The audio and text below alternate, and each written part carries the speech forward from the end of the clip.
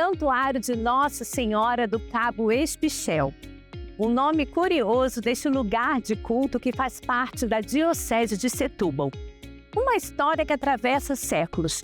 E agora o que vocês podem conferir em mais um episódio da série Santuários Marianos de Portugal.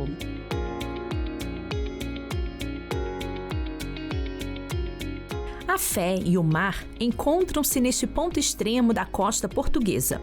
O Cabo Espichel guarda uma longa jornada de devoção e tradições. Então a gente já deu uma volta aqui no entorno do santuário e vemos aqui ao pé do cruzeiro, porta de entrada para o santuário, além daquela vista belíssima aqui também. Todos os nossos telespectadores vão poder ver essa vista belíssima. E aí, Padre Cláudio, conta um pouquinho para nós assim, o dia a dia aqui deste santuário, as pessoas que vêm visitar, as tradições. Antes de mais, muito bom dia e obrigado à Canção Nova por estarem aqui e visitarem este santuário dedicado a Nossa Senhora do Cabo Espichel. É um santuário com uma devoção mariana muito forte, muito enraizada e como qualquer outro santuário tem as suas particularidades e as suas especificidades. É um santuário que hoje funciona de forma normal, ou está aberto ao fim de semana para quem quiser visitar e quiser vir aqui em oração, em peregrinação. Este ano, curiosamente, é a Igreja Jubilar, na celebração dos 50 anos da Diocese de Setúbal, e também é um santuário sem o qual não se entende toda esta terra de Sesimbra, até devemos dizer o concelho todo de Sesimbra.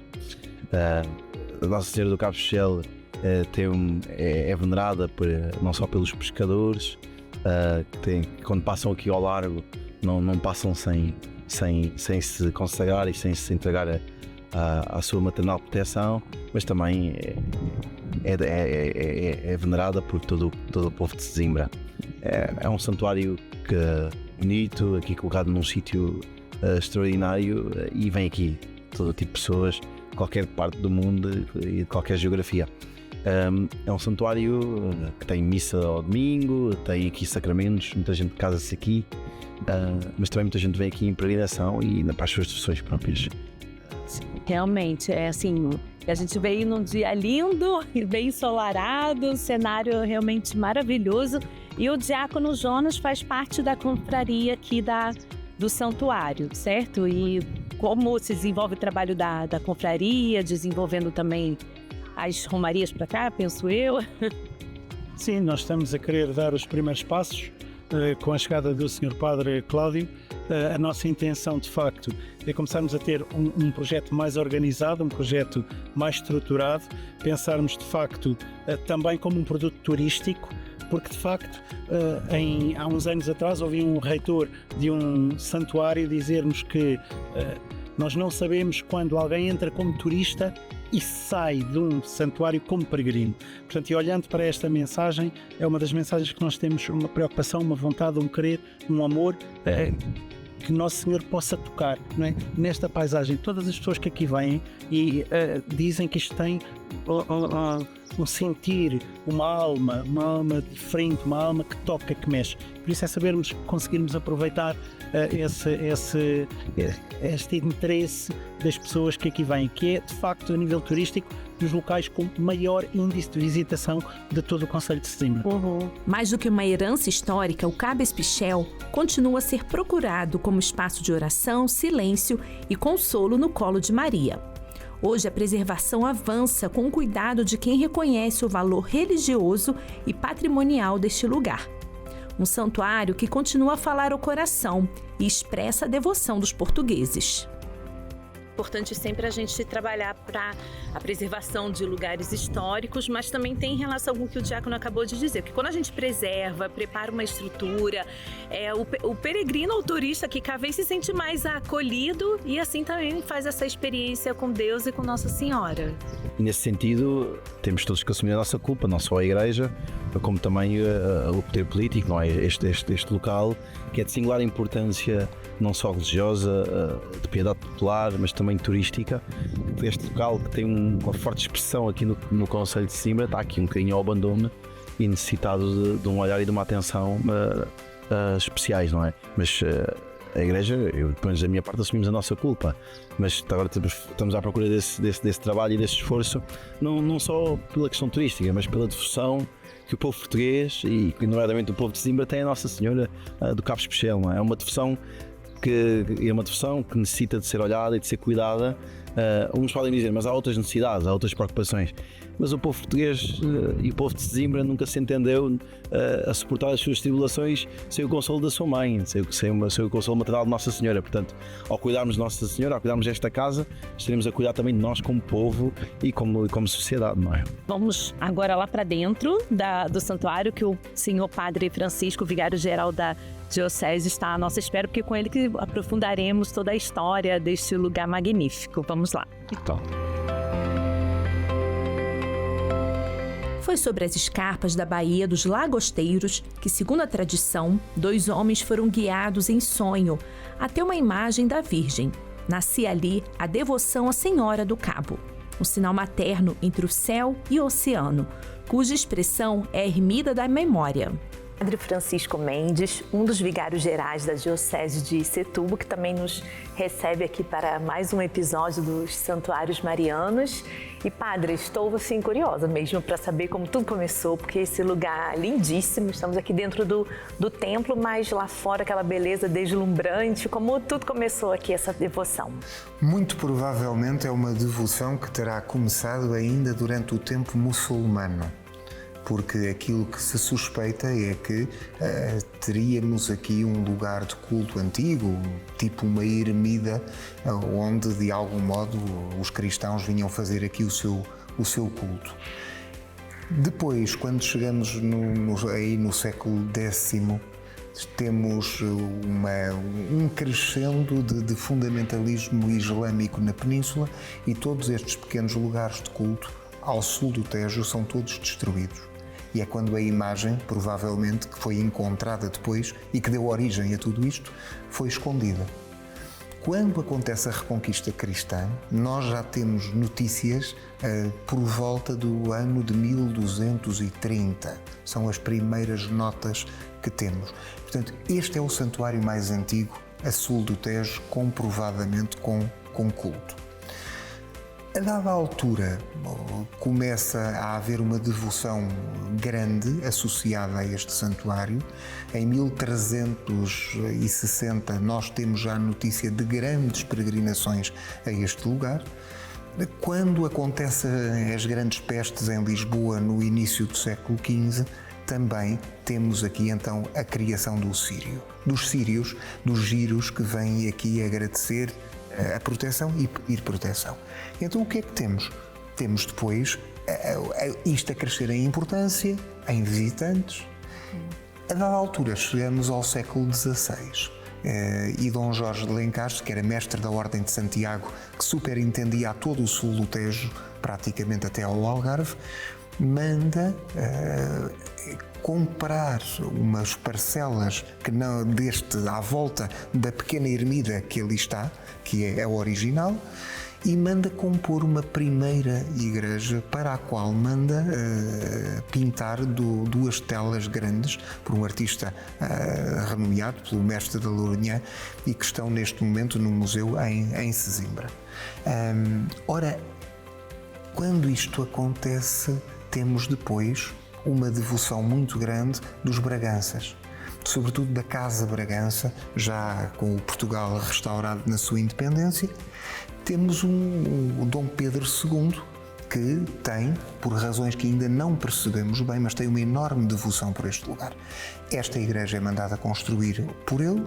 Depois o filho Dom João V, com o ouro do Brasil, lá está, também torna esta igreja e este lugar um esplendor que nós vemos. E durante todo o reinado de Dom José e de Dona Maria I, ali está também, assim como se fosse a Fátima do século XVIII aqui em Portugal.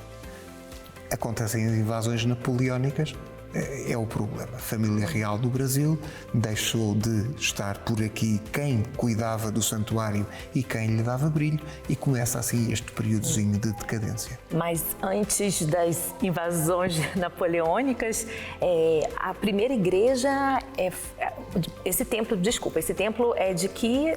Do século XVIII. Este templo é de século XVIII. Mas foi construído por cima da primeira igreja? Provavelmente por cima da primeira igreja, que era uma igreja pequena. Aliás, nós conhecemos a descrição dela e as dimensões. Era uma igreja pequena, com um altar simples, embora valorizado por estas telas e pela decoração que Dom Jorge mandou fazer para essa pequena igreja. Mas claro, quando é o rei a ter devoção por este lugar, sim, tem outro peso. Tem outro peso, e passou a ser tradição que nos grandes festejos do Círio dos Saloios, o Círio dos Saloios é a maior das peregrinações que ainda hoje vem ao Cabo Especial, era sempre a Casa Real que se associava.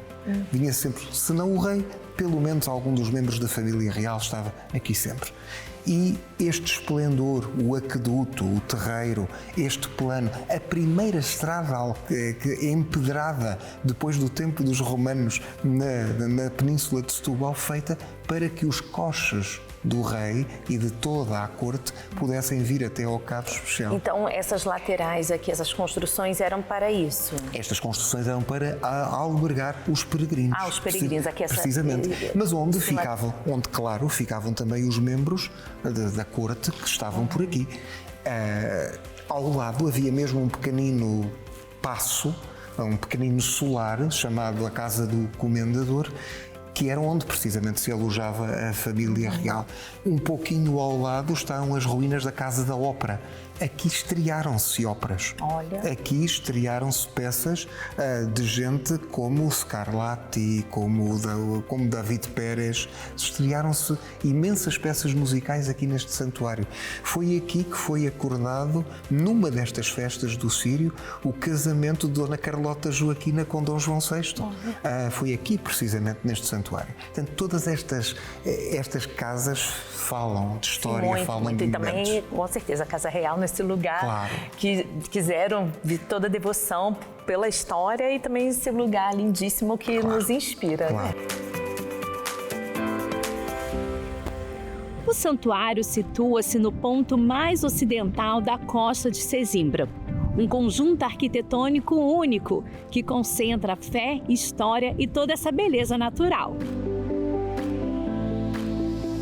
O título mesmo do santuário é Nossa Senhora do Cabo Especial ou algum outro título mariano que Não, Nossa que Senhora do Cabo Especial. Sim. Sempre, ou então, ainda um pouquinho mais arcaico, Santa Maria do Cabo. Há por aí umas histórias que ele teria Santa Maria de Pedra de Moa. Não, isso não é verdade. Isso foram assim umas teorias e umas ideias que surgiram assim muito mais tarde. Como ele é conhecido na Idade Média, logo nas primeiras referências, Santa Maria do Cabo. E depois completou-se Nossa Senhora do Cabo Especial. E é assim que ela é conhecida e é assim que surgem os compromissos, os sírios, a Nossa Senhora do Cabo. E por conta da posição geográfica que se deu a esse nome. Isso. Todos nestes lugares, assim, havia sempre esta tentativa de fazer assim um lugar de espiritualidade e um lugar de culto. Provavelmente porque já seria um lugar pagão, que depois foi romanizado, que depois foi cristianizado, que depois foi distribuído também pelos muçulmanos, embora muito perto, ali naquela aldeia que é esta que está aqui mais próxima, chamada Azóia, tivessem também um lugar importante de fixação e até de espiritualidade muçulmana, mas depois da Reconquista. Este lugar, sobretudo desde o encontro da imagem, desde que se reencontrou a imagem que estava escondida, temos então aqui um lugar de uma enorme devoção. Claro, depois, e essa imagem? Essa imagem existe. Existe? Está resguardada? Esta imagem está resguardada, está aqui no santuário, muito arcaica, muito, digamos que transformada segundo o gosto de determinadas épocas, mas essa imagem existe. Mas não é aquela grande. Aquela grande é a que foi feita para presidir à Igreja Nova de Dom João V. Mas a imagem é muito pequenina. Ela tem cerca de 15 centímetros de altura. Portanto, são as imagens, lá está, do tempo visigótico do tempo moçárabe, em que os cristãos não tinham assim grandes templos com grandes imagens. Ainda não era esse o tempo da grande imagética que viria a surgir só depois, ao longo da Idade Média. Entre 1701 e 1770, a fé foi dando forma local. A igreja em estilo chão, o cruzeiro, as hospedarias e a Casa da Água são testemunhas da grandeza espiritual e humana de um povo peregrino. A organização do espaço revela uma espiritualidade coletiva e comunitária. Da água que chegava pelo aqueduto, à memória das águas purificadoras do batismo, tudo conflui para o essencial: estar com Deus e Nossa Senhora.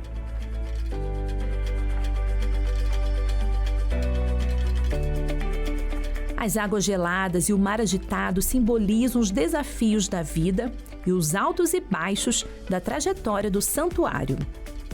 Os pescadores, quer sejam crentes ou não crentes, quando para falar no Cabo Pichel, é sempre um momento de... há um silêncio, há um respeito, há uma devoção quando se passa aqui ao largo, não é? Porque o mar aqui é muito duro. Eles vêm aqui deste lado, de Zimbra, e a altura aqui já estão expostos ao oceano, não é? Zimbra fica à nossa esquerda. Sim, quando passamos aqui, embaixo no mar, o mar aqui, seja verão ou inverno, é muito raro estar sereno. Bem, de inverno nunca está. E de verão também é raro estar. É um mar muito, muito duro. E água gelada. É gelado. Toda a rábida é gelado.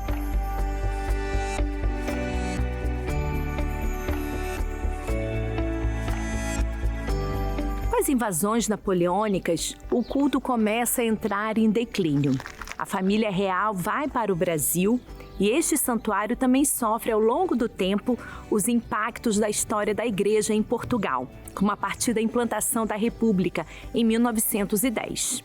E o senhor então estava falando das invasões napoleônicas, depois a família real foi para o Brasil, então como foi o contexto nessa época aqui para o santuário? Ora, o contexto nessa época começou a decadência. Para já, o exército napoleónico, que ocupou toda esta zona durante algum tempo, saqueou por completo o templo. Nós temos notícias de que o templo tinha castiçais de prata, muitas peças preciosas, claro, Casa Real, que foram aquilo que não foi escondido, foi roubado. E nós temos notícia de que algum desse espólio foi mesmo enviado para a França, onde provavelmente foi derretido para fazer moeda, porque era esse normalmente o destino dos metais preciosos que eram assim levados a saque. Portanto, sim, começou. A partir daí, começamos depois com o regresso de Dom Pedro IV, vosso Dom Pedro II, no Brasil.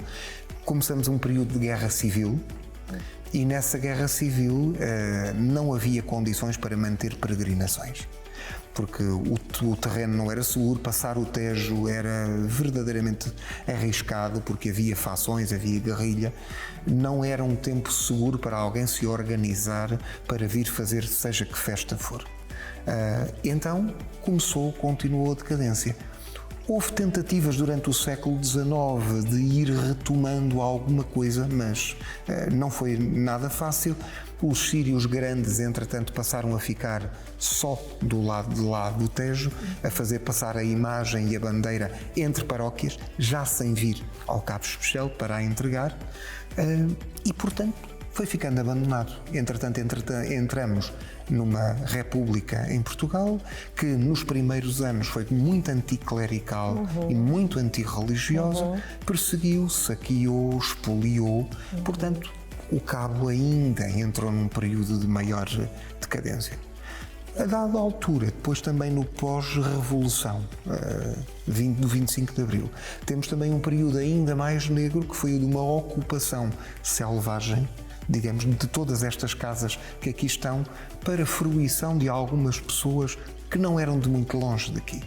E isso também conduziu a uma degradação do espírito ainda maior. A recuperação começa no fim do século passado, mas ficou assim, um pouquinho a meio, e assim a pouco e pouco o culto retoma-se, os sírios vão retornando, há projetos interessantes para esta retomada. Ao longo do ano, sírios vindos das diferentes freguesias, como Azóia, Palmela e Sesimbra, mantêm viva a tradição. São muitas as narrativas de comunhão e alegria. Atravessando os séculos, com idas e vindas também, que reflete a história da igreja em Portugal, mas o santuário aqui se mantém. Vamos incentivar que mais e mais pessoas visitem. É verdade, ele mantém-se e até por ser o mais antigo ao sul do Tejo, já de si tem esta curiosidade. E depois tem uma série de prerrogativas e privilégios do tempo de Dom João V, claro está, sendo um santuário real que ele acarinhava muito em memória do pai, que tinha uma devoção enorme por Nossa Senhora do Cabo. Há uma série de privilégios que ele conseguiu para aqui. Por exemplo, é dos poucos lugares em Portugal que originalmente tem o privilégio de paramento azul. Porque, tal como o da capela da igreja de Vila Viçosa, porque lá está, santuário régio ao rei, assim de uma maneira um bocadinho prosaica, não interessava muito ir lá. E o paramento azul para ser utilizado em qual na festa principal mariana. Na festa principal mariana. Sim. Portanto, que a festa principal era aquela onde o rei estava. Sim. Claro. E falando nas festas, quais são as maiores festas ainda celebradas aqui no santuário? Neste momento, as festas que têm data fixa para vir aqui ao santuário são as do 15 de agosto, que é o Círio de Palmela. Lá está, uma destas promessas ancestrais que ainda hoje vêm a caminhar e depois celebram aqui a Eucaristia, vêm a pé para este lugar. São às vezes as paróquias do Círio dos Saloios, que retomaram desde há alguns anos, mas já alguns vêm a pé, mas pouquinhos. A maior parte veio aqui já em peregrinação automobilizada para estar aqui a celebrar, mas vêm, mas essas têm assim uma data variável.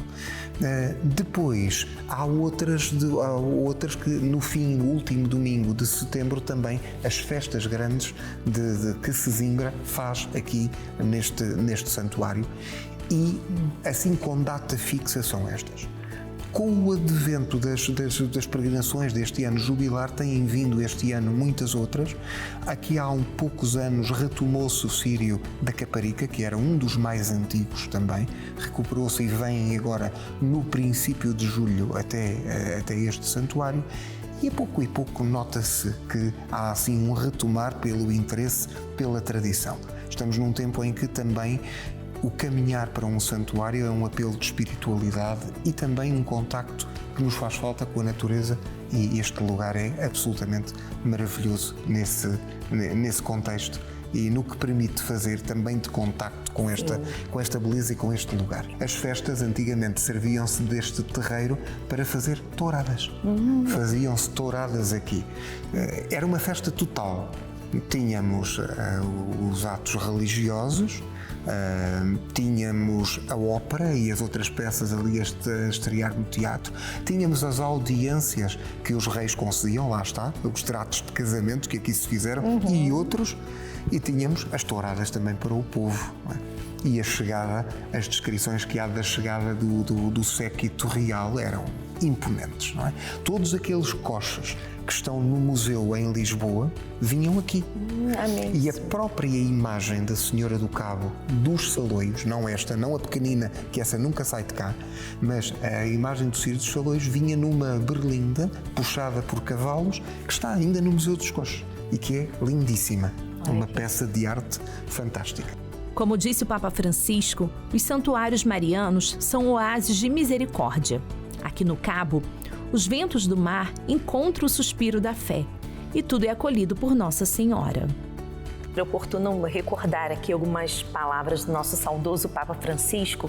Na sua audiência de 23 de agosto de 2023, ele disse o seguinte: precisamos ir a estes oásis de consolação e de misericórdia, ele falava especificamente de santuários marianos, onde a fé se exprime numa linguagem materna, onde colocamos as fadigas da vida nos braços de Nossa Senhora e regressamos à vida com a paz no coração, talvez com a paz das crianças. Então, pode-se dizer o mesmo destes santuários? Sem dúvida. Aliás, se Se há experiência que é comovente de ver no fim de uma caminhada de quem chega aqui e quem se acolhe, quem se senta nestes bancos, é perceber que aqui sim encontra este silêncio, este refrigério, que encontra aqui num diálogo com Nossa Senhora esta possibilidade de pensar na vida, e o encontrar estas portas abertas para poder vir aqui rezar um pouco, fruir do lugar, mas sobretudo